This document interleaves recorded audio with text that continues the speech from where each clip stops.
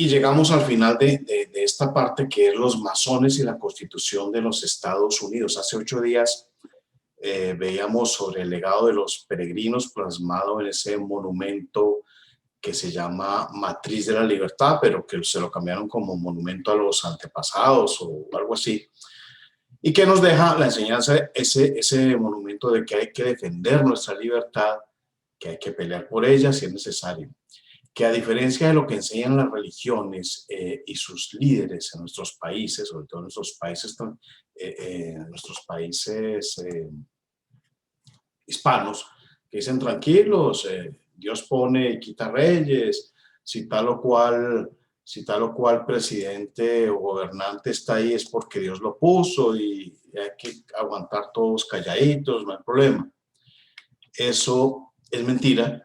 Eso no lo enseñan las escrituras, eso lo enseña el humanismo, que fue inoculado como veneno para torcerlo, precisamente lo que dicen las escrituras. Y lo que nos enseña es que debemos procurar nuestra libertad, esa que nos dio Dios, y que nos enseña que quien controla este mundo es Satanás. Un gobernante que obedece su palabra, por el contrario, será bendecido. Eso se ha comprobado en la historia del mundo, al igual que la nación que gobierna. Pero defender la libertad a la manera que nos enseña Dios trae bendición.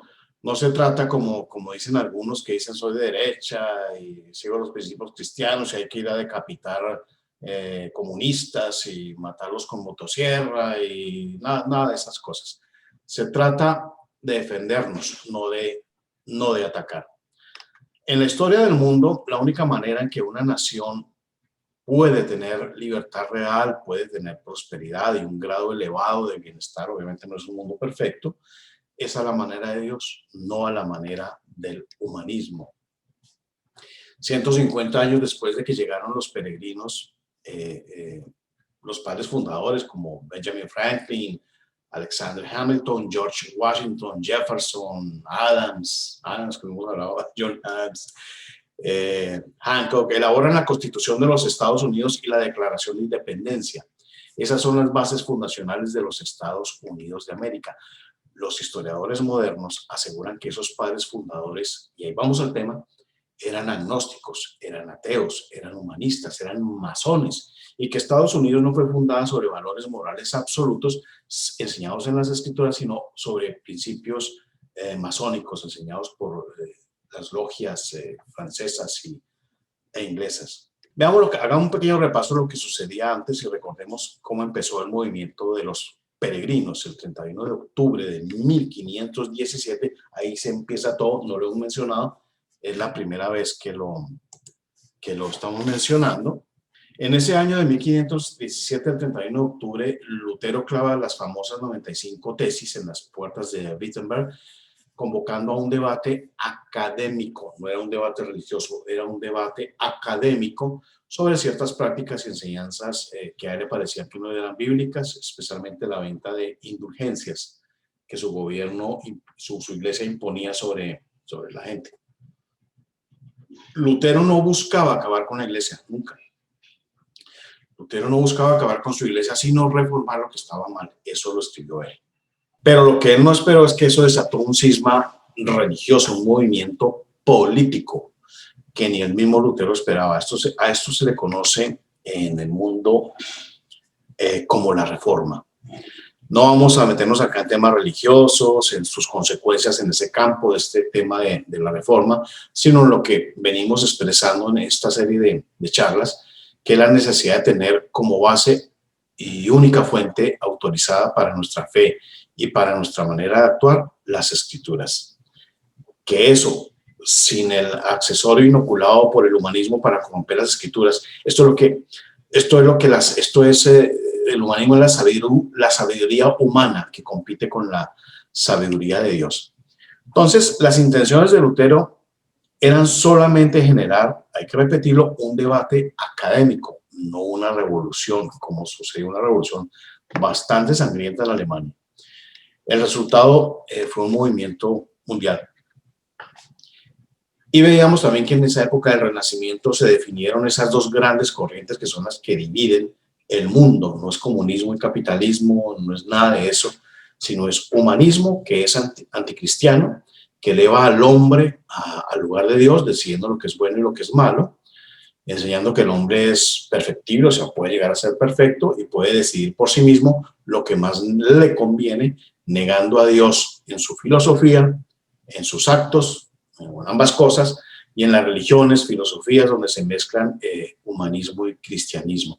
Esta corriente del humanismo equipara al hombre con Dios y lo pone a competir con él en cuanto a sabiduría, en cuanto a decisiones sobre formas de comportamiento. Eso es básicamente. La otra gran corriente, está el humanismo, la otra gran corriente es el cristianismo. Está el humanismo, que es anticristiano, y está el cristianismo. Cristianismo no contaminado por el humanismo. Cristianismo puro, que enseña que el hombre es pecador y que sus decisiones en contravía de Dios jamás serán lo ideal para llevar sus vidas. El humanismo es ateo, anticristiano, y siempre, siempre ha existido, incluso antes de Cristo. Pero como corriente filosófica académica, lo vimos en las charlas pasadas, entra con fuerza en ese siglo XV, ya definida como corriente filosófica académica. Tomás de Aquino, hasta Tomás de Aquino lo mencionamos, cayó en esa corriente y fue el quien introdujo el humanismo, cuya máxima era regresar a los valores de la antigüedad, del paganismo, los dioses falibles, los humanos semidioses, la relajación moral, etc. Fue Tomás de Aquino quien introdujo ese humanismo a las enseñanzas de la Iglesia, y ahí permanece hasta el día de hoy. Pero el tema estrictamente religioso no es lo que nos está moviendo en esta serie de charlas, sino las aplicaciones políticas. Eso es lo que vamos a hablar. Lo otro vamos a verlo más adelante, si les parece. Pero empecemos por mencionar que sin los principios cristianos no existiría el constitucionalismo.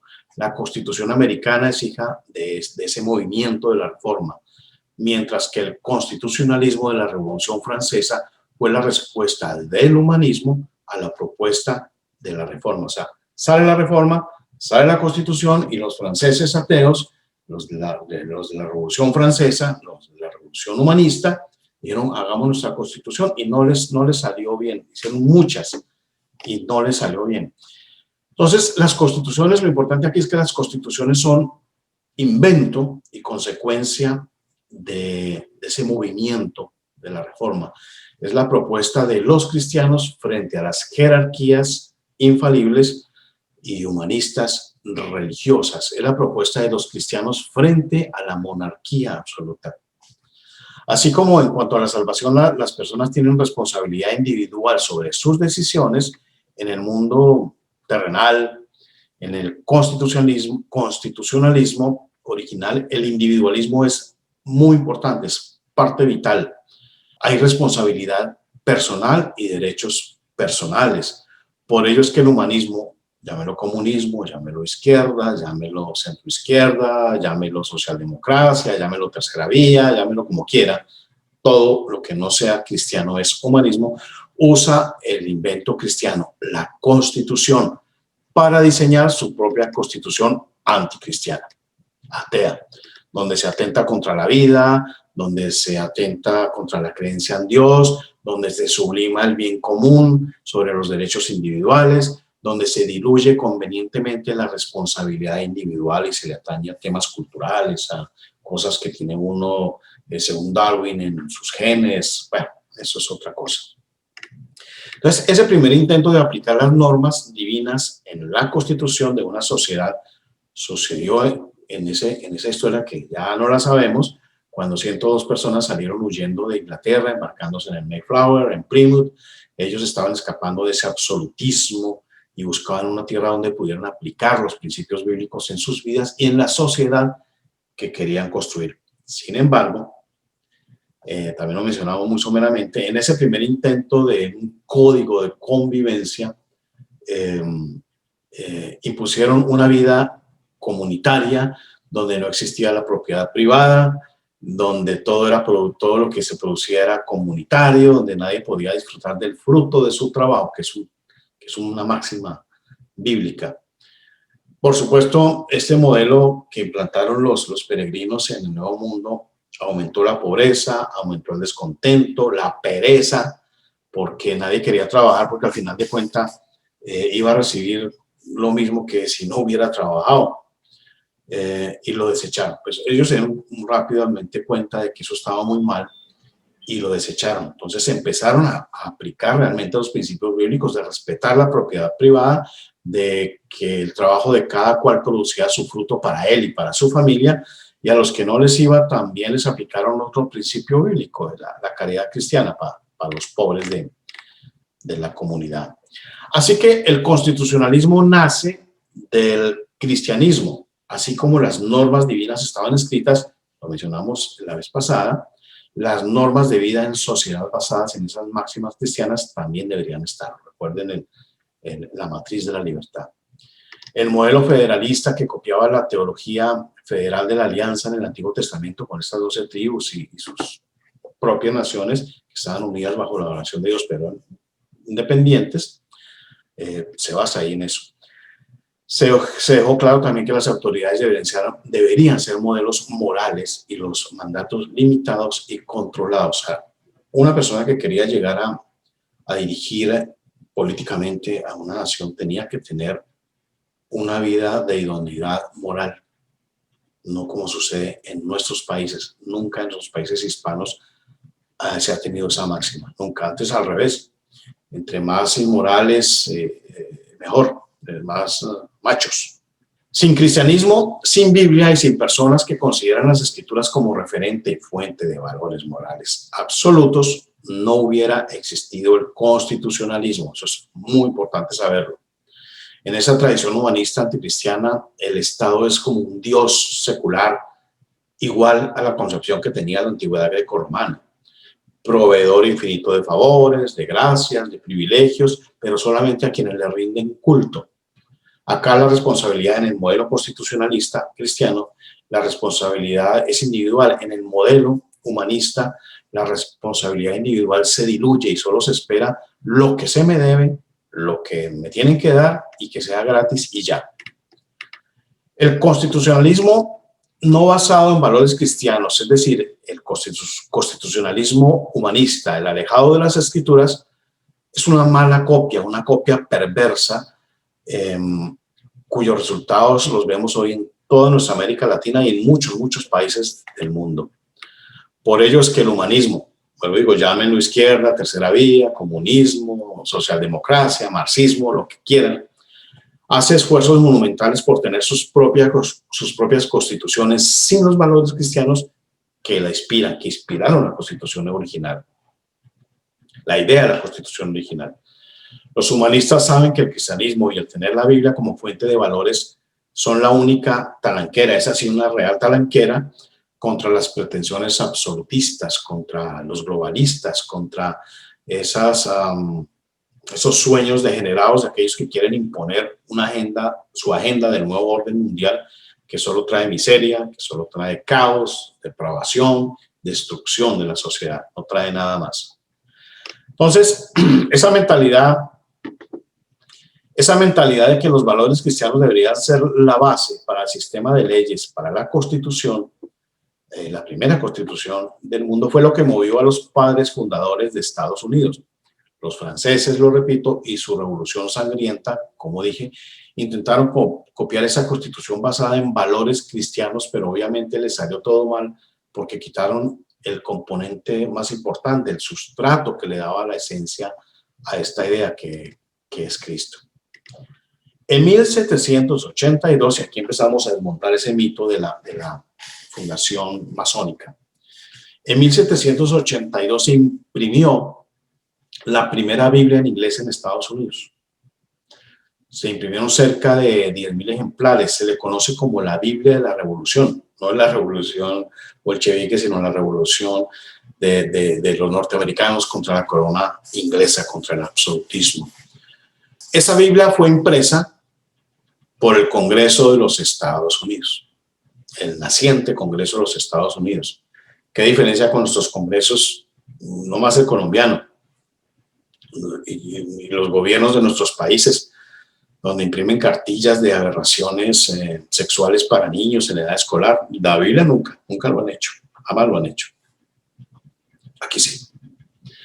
Cuando el Congreso imprimió esta Biblia en 1782, lo que dijo fue: esta es una buena edición para usar en nuestras escuelas. Pero los periodistas, los historiadores, los maestros, los educadores enseñan hoy en Estados Unidos que los padres fundadores no querían la Biblia en las escuelas. No enseñan que la Biblia se incorporó en las escuelas hace mucho antes de que se imprimiera en 1782.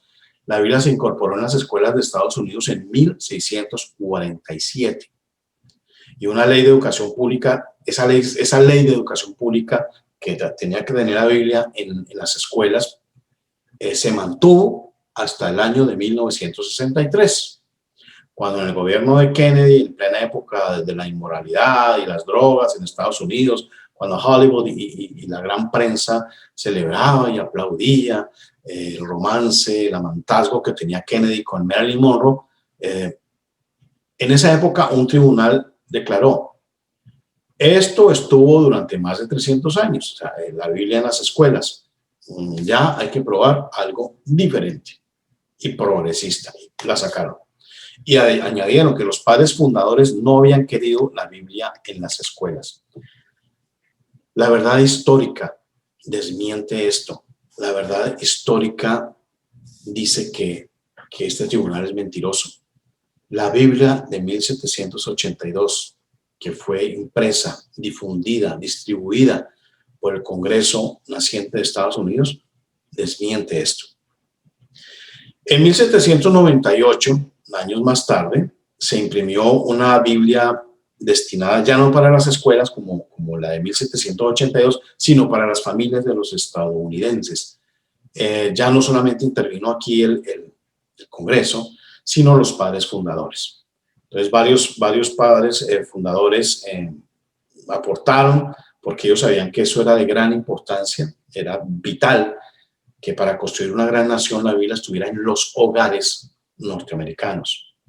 Y eso lo vimos en el capítulo, en la pasada conferencia. La publicación y distribución de esta Biblia fue posible gracias a varios patrocinadores, firmantes de la Constitución. No imprimieron libros de masonería ni de humanistas como Rousseau, Voltaire, no. Entonces no eran masones, sino que los padres fundadores imprimieron la Biblia porque los valores que inspiraron la Constitución procedían de la Biblia. John Adams, el presidente, Thomas Jefferson, que era un hombre no creyente y sumamente rico, apoyaron financieramente el proyecto junto con otros. Los firmantes de la Constitución querían que la Biblia estuviera al alcance de todas las familias de Estados Unidos. Viene la pregunta. Unos firmantes humanistas, ateos, masones, ¿van a estar distribuyendo Biblias en los hogares, en las escuelas de Estados Unidos? No creo. ¿Para qué evangelizar a los norteamericanos con algo que va en contra de ellos mismos? Eso no tiene sentido si los padres fundadores fueran todos ateos. Y sí tendría sentido si fueran cristianos. Recuerden la estatua de la matriz de la libertad. Biblia por todos lados. O sea, el evangelista, la mamá enseñándole al hijo, la justicia, la ley, la libertad. Todos tenían su Biblia. Entonces sabemos, y lo hemos repetido acá, que Jefferson no era creyente. Pero él no fue el que propuso la idea de la Biblia ni de las bases morales en la Constitución. Él simplemente la apoyó porque sabía que sin cristianismo no podría existir una nación libre y justa. A los que buscaban destruir la nación y controlaban el sistema académico, no les tembló la mano para originar esta mentira que fue diseminada y fue regada como pólvora en todos los centros académicos. Originar la mentira de unos padres masones, de unos padres fundadores masones y ateos. Esa mentira fue obligada a ser creída hasta que se convirtió en una verdad para intelectuales, para legos, para las academias, para todo el mundo. Se convirtió en una verdad. La gente la repite hoy en día. Estados Unidos fue fundada sobre valores. Es mentira, es mentira. En las grandes y prestigiosas universidades se empezó a generar ese movimiento intelectual. Todo eso fue planeado, todo eso fue planeado. Se empezó a generar ese movimiento intelectual que negaba la presencia de los valores cristianos en las ideas de los padres fundadores. Hay un libro que se llama The Godless Constitution, la Constitución sin Dios, escrita por Moore y Kramnik de la Universidad de Cornell, que es la base de estudio de la mayoría de las universidades en este país. Casi todas las universidades tienen como base de estudio académico para entender la historia de Estados Unidos este libro. Este libro, que tuve la oportunidad también de observar por encima, no tiene reseñas biográficas, no tiene pruebas documentales, no citan absolutamente ningún documento que pruebe la afirmación de que la Constitución de Estados Unidos era una constitución sin Dios. No hay ninguna. Solo dicen textualmente, y lo dicen en sus notas, no vamos a documentar absolutamente nada. No citaremos documentos en las notas de pie de página. ¿Así? Eso es increíble. Cualquiera que haya pasado por una universidad sabe que un documento, una tesis, una monografía, un trabajo de grado, sin notas de pie de página, sin documentos que sustenten, no es ni siquiera tenido en cuenta, ni siquiera en Cornell. Entonces, esto es increíble. Los globalistas están diciendo, estos globalistas intelectuales, dicen, tienen que creernos sin que hayamos una sola prueba, porque somos unos escritores muy importantes, intelectuales de Cornell. No vamos a citar ningún documento porque es evidente, eso sí lo dicen, es evidente que todos sabían eso, que la Constitución fue basada en valores no cristianos. Todo lo dicen, eso dicen ellos, sin pruebas. Esto fue evidentemente una conspiración humanista, una conspiración globalista, demoníaca, intencional. Fue un engaño muy bien planeado para destruir a esta nación. Esos profesores no citaron documentos para probar esa tesis. Simplemente dicen que no la van a citar y no los van a citar sencillamente porque tales documentos no existen. En todas las escuelas de Estados Unidos se enseña que los padres fundadores no creían en Dios. Ahí se enseña eso. Se enseñan que todos los padres fundadores que eran esclavistas todos, que todos eran esclavistas. Mentira, mentira. El único esclavista, bueno, Franklin, pero Thomas Jefferson tal vez era el único que tenía esclavos y era el único con Franklin incrédulo del grupo de los firmantes. Uno solo de los 56 firmantes de la declaración tenía esclavos. Uno. Y ese uno era precisamente un hombre que, aunque muy brillante, no creía en Dios, Jefferson. Un trabajo de tesis de cualquier universidad, repito, sin esas pruebas documentales no sirve para nada. Ellos no dicen, bueno, es cierto, Jefferson tenía esclavos, pero ellos aseguran y mienten diciendo que todos tenían esclavos. Eso es mentira. No dicen, por ejemplo, este libro de los intelectuales de Cornell, que más del 70% de los abolicionistas eran, de los firmantes de la Constitución eran abolicionistas y que formaron los primeros movimientos abolicionistas de esta nación. No lo dicen. Es cierto, Jefferson y Franklin eran ateos, pero no los otros 54 firmantes, solamente eran 2. Tampoco dicen estos personajes que 29 de esos 50, más de la mitad, 29 de esos 56, provenían de seminarios teológicos. No lo dicen, más de la mitad. Eso no se debe decir, como dicen hoy los periodistas de Colombia, para tapar ciertas verdades que incomodan. Entonces, es falso que los padres fundadores hayan perdido la fe que los peregrinos tuvieron y mediante la cual se empecinaron en llegar a donde llegaron. El Congreso de la naciente patria publicó Biblias para ser usadas en las escuelas. Los padres fundadores financiaron la publicación y distribución de Biblias para que llegaran a las familias norteamericanas. En tema de las universidades, por ejemplo, pocos conocen que la Universidad de Harvard fue fundada con valores cristianos, ya no los tiene. Y se les olvidó quitar una plaquita que está en la entrada principal, está muy escondida detrás de unos árboles, tapada con unos faroles, donde dice en inglés: después de que Dios nos llevara a salvo a Nueva Inglaterra, construimos nuestras casas, después salvaguardamos nuestras necesidades vitales, o sea, comer y estas cosas.